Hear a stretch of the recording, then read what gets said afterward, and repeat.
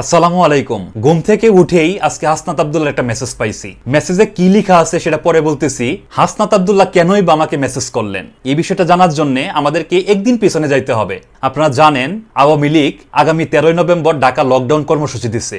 সেই কর্মসূচি সফল করার জন্য আওয়ামী লীগের নেতা সজীব ওয়াজেদ জয় গতকালকে তার ফেসবুক পেজে একটা ভিডিও প্রকাশ করছে, যেখানে তারা শিক্ষার্থীদেরকে গুলি কইরা মাইরা সেই শিক্ষার্থীদেরকে সজীব ওয়াজেদ জয় অনুরোধ করতেছেন আগামী 13 নভেম্বর আপনারা কেউ ক্লাসে যাবেন না। গত 15 বছর যে আওয়ামী লীগ জনসাধারণের উপর স্টিম রুলার চালাইছে, সেই জনসাধারণকে সজীব ওয়াজেদ জয় অনুরোধ করতেছেন আপনারা 13 তারিখ কেউ কর্মক্ষেত্রে যাবেন না।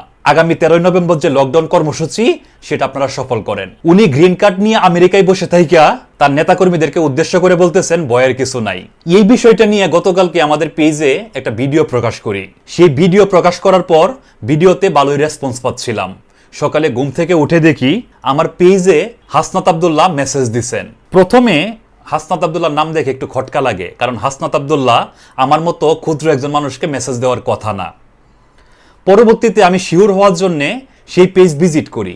সেই পেজ ভিজিট করে দেখি সেটা সত্যি সত্যি হাসনাত আব্দুল্লাহর ভেরিফাইড পেজ।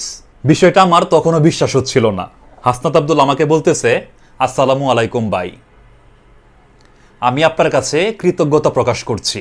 হাসনাত আব্দুল্লাহ আমাকে মেসেজ করে কেন কৃতজ্ঞতা প্রকাশ করতেছে সেটা আমার বোধগম্য হয় নাই। হয়তোবা সজীব ওয়াজেদ জয়কে নিয়ে গতকালকে যে ভিডিওটা বানাইছি সেটা উনি দেখছেন, কিংবা এনসিপিকে নিয়ে আমি অনেক ভিডিও বানাইছি, হাসনাত আব্দুল্লাহকে নিয়ে আমি অনেক ভিডিও বানাইছি, সেগুলো হয়তোবা তিনি দেখছেন। কোনো একটা ভিডিও হয়তোবা উনি দেখে আমার প্রতি কৃতজ্ঞতা প্রকাশ করছেন।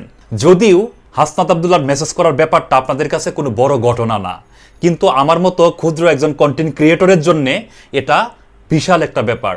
জুলাই অভ্যুত্থানের সম্মুখ সারির একজন নেতা আমাকে মেসেজ করে বলতেছেন আপনার প্রতি আমি কৃতজ্ঞতা প্রকাশ করছি। এর চাইতে বড় কিছু আমার এই ক্ষুদ্র কেরিয়ারে কিছুই হইতে পারে না। হাসনাত আব্দুল্লাহর জন্য শুভকামনা। সৎ এবং নিষ্ঠাবান রাজনীতিবিদ হিসাবে সামনে এগিয়ে যান। ধন্যবাদ সবাইকে।